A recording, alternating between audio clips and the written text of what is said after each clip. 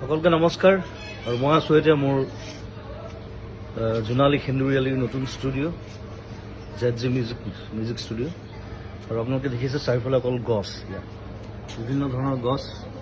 মই ষ্টুডিঅ'টো বনোৱাৰ আগতে গছবিলাক লগাই লৈছোঁ আৰু এই গোটেই বছৰটো আমি ঘৰৰ ফল মূল খাইছোঁ, চব্জি খাইছোঁ ষ্টুডিঅ'ৰ, আৰু এটা সম্পূৰ্ণ গ্ৰীণ পৰিৱেশ। ঘৰটো মই গ্ৰীণ ৰাখিছোঁ সেইকাৰণে যিমান পাৰি ষ্টুডিঅ'টো। আৰু সম্প্ৰতি এটা হুলস্থুল এটা চলি আছে গছ কটাক লৈ। বিভিন্ন জেগাত দেখিছোঁ ডাঙৰ ডাঙৰ গছ কাটি দিবলগীয়া হৈছে, ৰাস্তা বনিছে, তাত কিবা বেলেগ বস্তু বনিছে।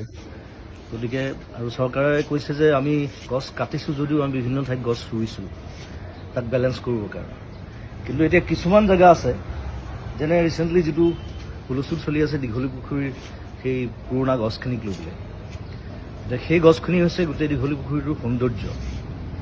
এতিয়া সেইখিনি গছ কাটি যদি বেলেগ জেগাত গছ ৰুৱেও সেই দীঘলী পুখুৰীৰ সৌন্দৰ্যটো ঘূৰি আহিবনে, এইটো এটা ডাঙৰ প্ৰশ্ন।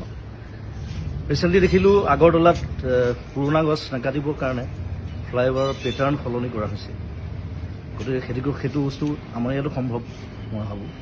গতিকে মই চৰকাৰক আবেদন জনাইছোঁ যে যদি কিবা অপশ্যন আছে তেওঁলোকে সেই অপশ্যন গ্ৰহণ কৰক, যাতে সেই গছকেইজোপা দীঘলী পুখুৰী আমি বচাব পাৰোঁ।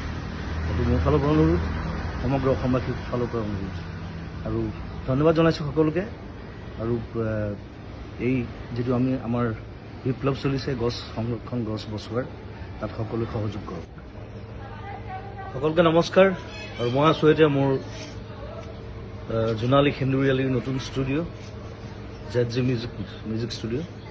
আৰু আপোনালোকে দেখিছে চাৰিওফালে অকল গছ, ইয়াত বিভিন্ন ধৰণৰ গছ।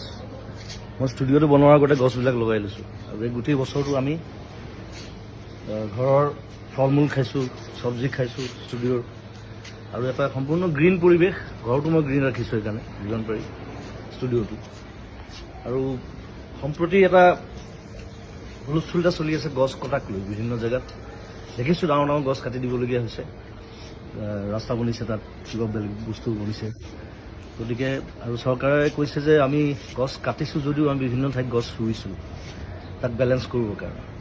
কিন্তু এতিয়া কিছুমান জেগা আছে, যেনে ৰিচেণ্টলি যিটো হুলস্থুল চলি আছে দীঘলী পুখুৰীৰ সেই পুৰণা গছখিনিক লৈ পেলাই।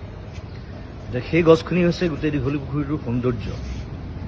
এতিয়া সেইখিনি গছ কাটি যদি বেলেগ জেগাত গছ ৰুৱেও সেই দীঘলী পুখুৰীৰ সৌন্দৰ্যটো ঘূৰি আহিবনে, এইটো এটা ডাঙৰ প্ৰশ্ন। ৰিচেণ্টলি দেখিলোঁ আগৰতলাত পুৰণা গছ নাকাটিবৰ কাৰণে ফ্লাইঅভাৰৰ পেটাৰ্ণ সলনি কৰা হৈছে। গতিকে সেইটো বস্তু আমাৰ ইয়াতো সম্ভৱ মই ভাবোঁ।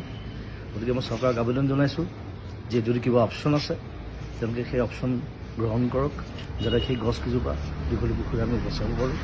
সেইটো মোৰ ফালৰ পৰা অনুৰোধ, সমগ্ৰ অসমবাসীৰ ফালৰ পৰা অনুৰোধ।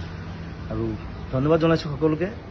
আৰু এই যিটো আমাৰ বিপ্লৱ চলিছে গছ সংৰক্ষণ, গছ বচোৱাৰ, তাত সকলোৱে সহযোগ কৰক।